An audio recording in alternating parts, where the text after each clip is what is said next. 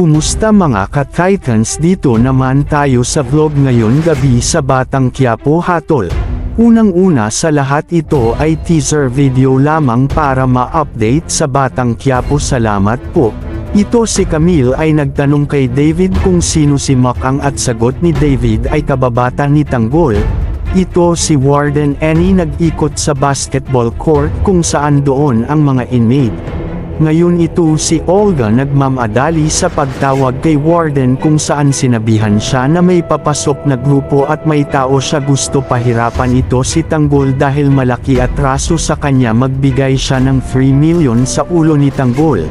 Pero sabi ni Warden, kausapin ko muna si Chief Espinas. Sabi ni Warden.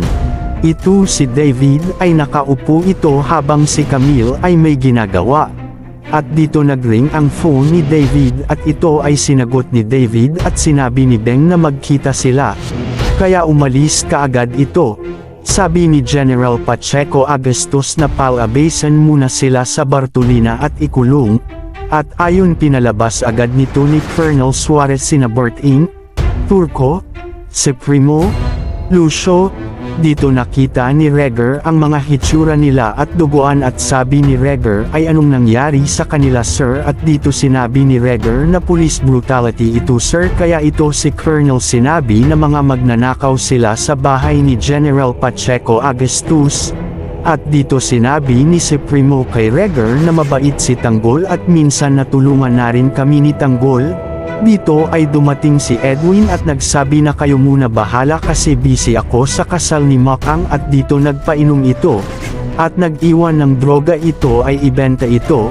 Habang nang lakad sila ay may dumating na pulis at nagkanya-kanya silang takbuhan at dito nagpaputok ang mga pulis sa kanila at hinabol ito sila. Dito pumunta sila sa tagwan, dito natamaan ang mga kasama ito ng bala kaya dito sumunod si Kidlat at mga kasama ito at tinulungan sila. Ayon mamatay lahat at tinulungan sila ito sa hideout nila at ayon ay bumalik na ang pagkaibigan nila Kidlat at Teban pati ang mga kasama nila.